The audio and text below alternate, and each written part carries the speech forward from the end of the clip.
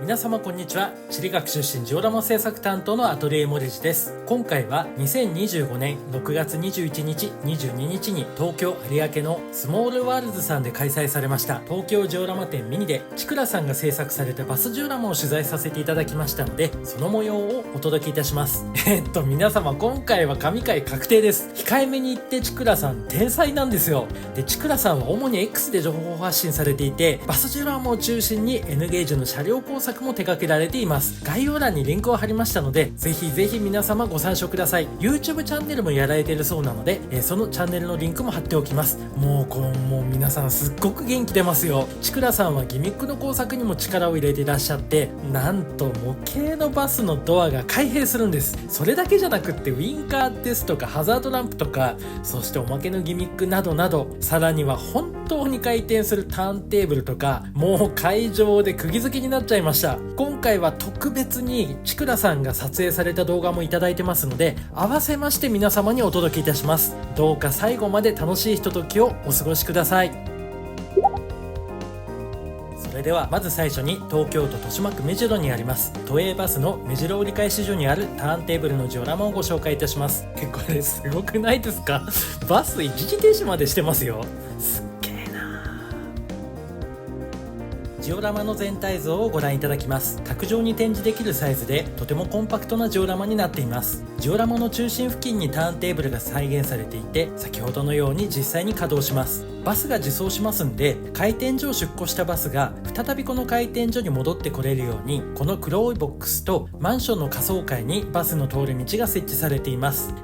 僕の言葉足らずの説明よりも実際に動画でご覧いただいた方が皆様にしっかりとお伝えできると思いますので、こちらをご覧ください。こんな感じでバスは黒い箱の中をぐるっと回って道路に復帰して、回転所に入庫してターンテーブルに戻るようになっています。さて、ここで実際に現地はどのような感じなのか簡単にご紹介します。目白駅から山手線沿いに南北に通る道路沿いの切手の博物館の隣に都営バスの目白回転所があります。チクラさんのお話によると、目白駅から徒歩で5分程度だそうです。現地の状況をストリートビューでご紹介します。こちらの奥の坂の上が目白駅になりまして、こちらのマンションと思われる建物の隣に都営バスの回転所があります。このようにターンテーブルがあって、奥には山手線の線路が見えています。そして左側には切手の博物館の特徴的な建物がお分かりいただけますでしょうか。このようにジオラマでも現地の雰囲気がしっかりと再現されています。こちらのマンションはプラ板でフルスクラッチされたそうで、特徴ある目地は素材にコバル製のレンガ目地のシートを使ったそうです。僕はビルのスクラッチの経験少ないんですっごく勉強になりました。マンションの1階にはバスを検知するセンサーが設置されていて、ここでターンテーブルの回転を制御しているそうです。で、さらっと紹介してるんですけど、めっちゃすごくないですか？マンション前の歩道に目を移すと、整然とした歩道の植え込みですとか並木や街灯とうまくアレンジしながら、この街の雰囲気が再現されていました。そして個人的な注目ポイントがやっぱり水回りなんですけど、L 型側溝もしっかり再現されてまして、そして回転所入り口部分はこのように一段低くなるように斜めの縁石もしっかり再現されています。もうこういうのいいですよね。ところどころ縁石がオレンジに塗られているのですが、そこもジオラマでしっかりと再現されています。そしてバスの回転所の入り口の縁石はバスの出入りがあるんで、こんな感じでオレンジが剥げちゃってかすれてる姿が再現されてました。いや、こういう表現素晴らしいですよね。勉強になります。そしてもう一箇所の水回りポイントが歩道との境にあるグレーチングなんですけど、グレーチングの両サイドにしっかりとコンクリートの表現が再現されてました。こういう表現ってしっかり観察しないと再現できない部分ですから、この表現見ただけでもどれだけ観察されたんだっていうことが伺えます。フェンスもしっかりと基礎を再現してて、その上に設置されてるっていうのがやっぱりさすがですよね。現地は切手の博物館の前の歩道はタイル歩道になってるみたいで、ジオラマでもその違いが再現されていました。そして回転所の入り口には僕の大好きな舗装の違いもこのように再現されていてニヤニヤでした。で、よーく見たらターンテーブル周りのこのオレンジの線もかすれてますよね。いや、今気づいたんですけど、恋のかすれはあれですけど、路面の表記のかすれって最高ですよね。回転所内の小屋も再現されてて、インターネットで調べたらどうもこれトイレらしいです。回転所の隣の切手の博物館の特徴ある建物もスクラッチされていて、タイル状のプラ板にモデリングペーストを塗ってタイル数枚分のシートを作って、それをレジンで複製されて作ったそうです。こうして引いて撮影すると現地の雰囲気がうまくまとまってるっていうのがお分かりいただけると思います。ジオラマでは奥行きの関係で山手線は貨物線の単線分が再現されてまして、そしてその背後には現地画像を使用した背景が設置されてます。このように側面から見ると背景がものすごく有効に機能しているっていうことがお分かりいただけると思います。あと展示されているバスの行き先もまさにこの回転所に入庫するバスのものになってるみたいで、改めてニヤッとしちゃいました。最後にバスがない状態でのターンテーブルの回転の動きをお楽しみください。こちらのバスをご覧ください。一見何の変哲もないリアルなバス模型って感じですけど、このようにドアが開いています。この画像だけだと時々停車中の車両を再現しているドアが開いている電車とかバスだと思うじゃないですか。あるよねみたいな。各いう僕も上野駅のジオラマを作った時に651系のドアを開けてジオラマに展示したりしてたんですけど、ちょっとこの動画見ててください。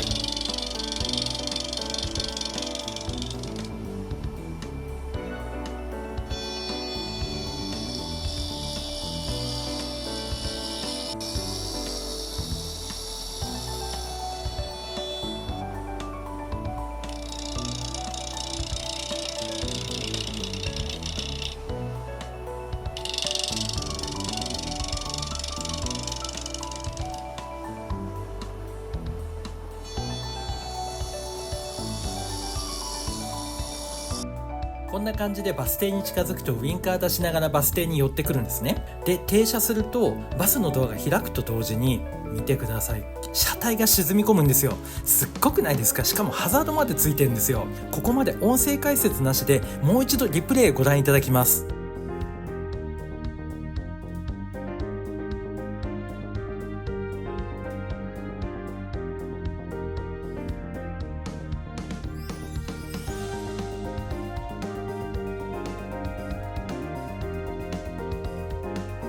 一定時間停車したバスは今度はドアが閉まって車体が上がってウインカー出して発車していきました。すっごいですよね。バスの後ろ側にもご注目ください。こうしてバスがバス停に近づくとウインカー出しながらブレーキランプがつくんですね。でバス止まったら今度はハザードへ変わるんです。こんな感じで客扱いを開始します。でしばらくこの状態が続くんですね。で客扱いがそろそろ終わりましたってなると、今度はこんな感じでブレーキランプがついてウインカーを出して発車していく。すごいですよね。まんまですよね、本物の。千倉さんに伺ったらですね、バスが発車する時に何回かに1回の割合でこんな感じで3級ハザードつくそうです。いやもうね、この発想もすごいんですけど、それを実現してしまう技術力もすっごいです。こちらは東京都文京区にあった都営バスの大塚車庫のジオラマになります。正確にはこちらの縦札にもありますように都営バス巣鴨自動車営業所大塚支所だそうで、このジオラマはですね、あるギミックが装備されたバスの展示台として作ったそうなんですよ。だからバスが主役なんで、この後そのバスの動画を2本続けて音声解説なしでご覧いただきます。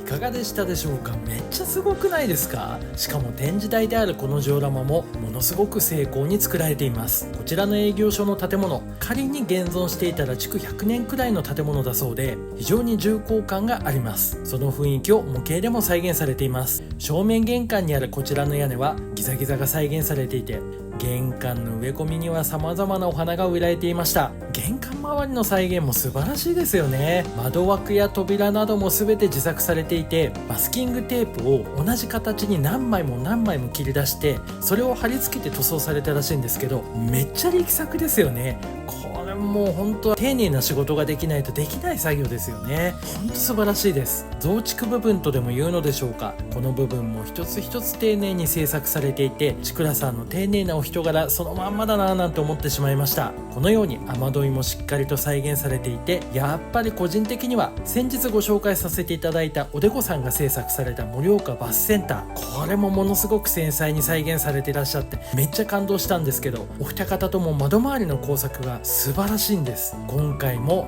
とても学ばせていただいております。ちくらさんは代々木会館の建物も模型化されています。この作品は高校生の時に制作されたそうで、代々木会館って僕はテレビ見ないんで詳しくはないんですけど、テレビドラマ傷だらけの天使で主人公が住んでいた建物だそうで、現在は解体されているそうです。スモールワールズさんが主催されたミニチュアコンテストに参加するために制作されたそうで、モーリン賞を受賞された作品です。昭和の時代、僕は練馬区に住んでたんですけど、こんな風景見たような気がしてて、そんな昭和の雰囲気を的確に模型化されています。建物の道路側の表現力もすごいんですけど、この建物の横側の表現がすごすぎて、隣の敷地側の鉄パイプが設置された波板の表現とか、窓周りに設置されたエアコンの室外機の数々、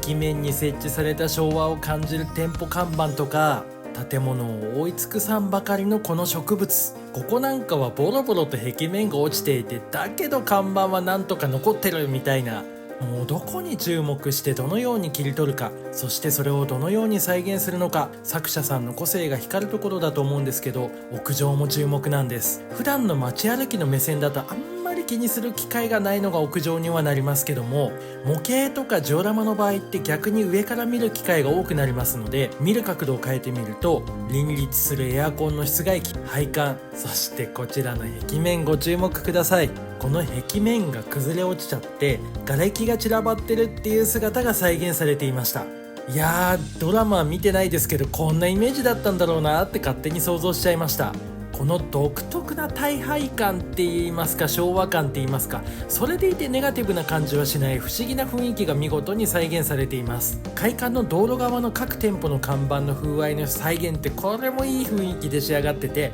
中国関係の図書の専門店とか、三国志僕大好きなんで思わず気になっちゃいました。ビリヤードとかキリンレモンとか麻雀とか昭和感たっぷりの看板がたくさん再現されてて、僕もこういう看板作って一人でニヤニヤするの大好きなんで、楽しかったんだろうなーなんて見ていました。そして地上の道路では駐車違反の取り締まりを受けている車が再現されていました。こういうドラマの再現ってほんと楽しいですよね。そうそう、すっかりお話しするの忘れてたんですけど、この建物はブライターとかプラ材とか使ったスクラッチなんだそうです。窓周りは既製品の窓枠を使ったりとかされたそうなんですけど、いやいや素晴らしすぎて言葉もないです。しかも制作された高校生の時にはエアブラシ持ってなかったってことで、塗料ペンと塗料の筆塗りで仕上げたそうなんですけど、全然そう見えないんですよね。展示されてる作品を拝見するのも楽しいんですけど、こうした裏話を伺えるっていうのもイベントの醍醐味なんだなっていうことを再発見しました。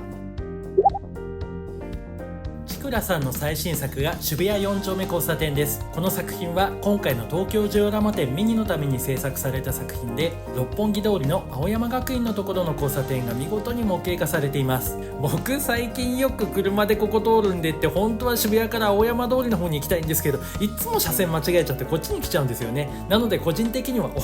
こかーってなりました。この交差点の角、ここが青学の敷地になってて、画面の手前側が六本木方面になります。中央部には首都高速道路が再現されてまして、こっちには高台があって、その上には青学の敷地が広がってるんですね。で、首都高と六本木通り行って、その下をトンネルで抜けて向こうが渋谷になります。ジオラマ化にあたって様々にアレンジされてるんですけど、これがまたうまいんです。首都高の壁面の南側のデザインをこちらの北側に採用されてて、それでも全く違和感感じませんし、むしろこのデザインになってるからこそ、首都高ってなりますよね。首都高速道路の下部には現地同様に駐車場が再現されてて、駐車場内の車を自由に変更できるように、ジオラマは首都高が取り外せるように作られています。その駐車場の背面には奥行きを演出するためにこのように鏡が設置されていました。横から覗き込むと鏡にフェンスが映り込むんで、向こう側にもフェンスが設置されているように見えてくれます。こういう鏡の反射の有効活用っていいですよね。切削で恐縮なんですけど、僕も反射鉄スポットを鏡で再現したんですけど、こういうのってニヤニヤしちゃうんですよね。渋谷側から六本木方面に向かって首都高の高架橋は高度をぐっと上げていくんですけど、模型でもその様子が再現されています。高架部分とコンクリート擁壁部分の境界付近もここ取り外し式とは思えない仕上がりになってて驚きです。もうびっくり。歩道のガードレールはしっかりと東京都のイチョウのマークになるデザインのものが設置されてて、より実感的な雰囲気になっています。交差点の歩道には止まれの表記が2種類再現されてて、ここもニヤッとするポイントでした。道路と歩道の境界にある縁石はこのようにところどころがオレンジ色になってて、先ほどご紹介した目白折り返し所もそうでしたけど、現地そのままで再現されていました。なるほど、東京都が管理する道路、こうして縁石がゼブラになってんのかもですよね、なんて編集しながら新発見しました。フェンスも金属製を使用されていらっしゃるんでとってもリアルです。ちくらさんの最新作渋谷4丁目交差点のジオラマをお届けいたしました。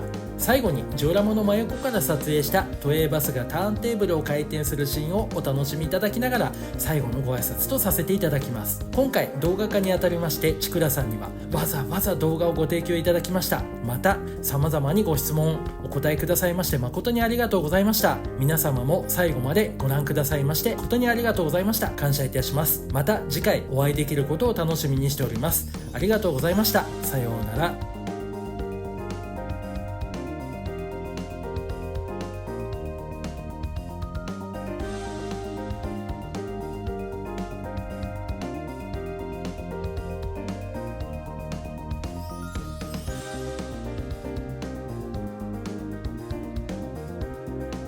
ここでお知らせです。ジオラマ制作担当の私アトリエ森次がオーダーメイドのジオラマ制作を始めました。詳しくは概要欄をご参照ください。